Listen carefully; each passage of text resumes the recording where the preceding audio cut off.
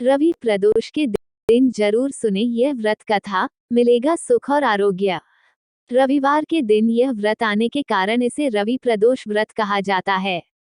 इस बार ये व्रत सावन अधिक मास में 30 जुलाई 2023 को है। प्रदोष व्रत हर महीने के दोनों पक्षों की त्रयोदशी तिथि को रखा जाता है। एक समय सर्व प्राणियों के हितार्थ परम पावन भागीरथी के तट पर ऋषि समाज द्वारा विशाल गोष्ठी का आयोजन किया गया। इस सभा में व्यास जी के परम शिष्य पुराणवेता सूत जी महाराज हरि कीर्तन करते हुए पधारे। सूत जी को आते हुए देखकर शनकादि 88,000 ऋषि मुनियों ने खड़े होकर दंडवत प्रणाम किया। महाज्ञानी सूत जी ने भक्तिभाव से ऋषियों को हृदय से लगाया तथा आशीर्वाद दिया। विद्वान ऋषिगण और सब शिष्य आसनों पर विराजमान हो गए। शनकादि ऋषि ने पूछा, हे पूज्यवर महामते, कृपया यह बताने का कष्ट करें कि मंगलप्रद कष्ट निवारक यह व्रत सबसे पहले किसने किया और उसे क्या फल प्राप्त हुआ।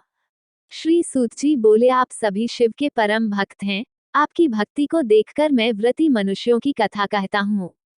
ध्यान से सुनो। रवि प्रदोष व्रत की कथा के अनुसार एक गांव में अति दीन ब्राह्मण निवास करता था। उसकी साध्वी स्त्री प्रदोष व्रत किया करती थी। उसे एक ही पुत्र रत्न था।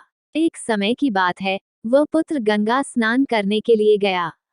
दुर्भाग्यवश मार्ग में चोरों ने उसे घेर लिया और वे कहने लगे कि हम तुम्हें मारेंगे नहीं, तुम अपने पिता के गुप्त धन के बारे में हमें बतला दो।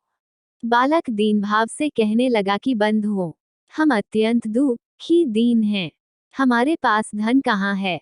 तब चोरों ने कहा कि तेरे इस पोटली में क्या बंधा है। बालक ने संकोच कहा कि मेरी माँ ने मेरे लिए रोटियां दी हैं। यह सुनकर चोरों ने अपने साथियों से कहा कि साथियों, यह बहुत ही दीन दुखी मनुष्य है, अतः हम किसी और को लूटेंगे। इतना कहकर चोरों ने उस बालक को जाने दिया। बालक वहां से चलते हुए एक नगर में पहुंचा। नगर के पास एक बरगद का पेड़ था। वह बालक उसी बरगद के वृक्ष की छाया में सो गया। उसी समय उस नगर के सिपाही चोरों को खोजते हुए उस बरगद के वृक्ष के पास पहुंचे और बालक को चोर समझकर बंदी बना राजा के पास ले गए।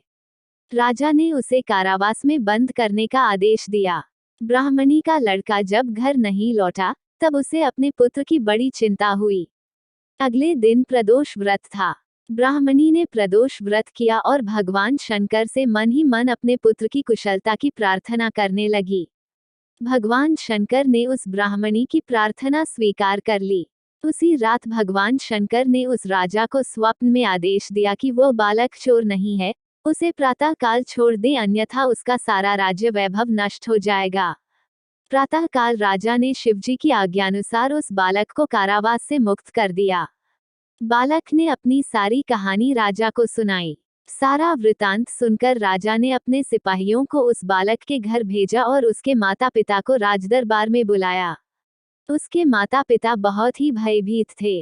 राजा ने उन्हें भयभीत देखकर कहा कि आप भयभीत न हो, आपका बालक निर्दोष है। राजा ने ब्राह्मण को 5 गांव दान में दिए, जिससे कि वे सुखपूर्वक अपना जीवन व्यतीत कर सकें। भगवान शिव की कृपा से ब्राह्मण परिवार आनंद से रहने लगा। अतः जो मनुष्य रवि प्रदोष व्रत को करता है, वह सुखपूर्वक और निरोगी होकर अपना पूर्ण जीवन व्यतीत करता है तथा उसके जीवन में खुशहाली आती है।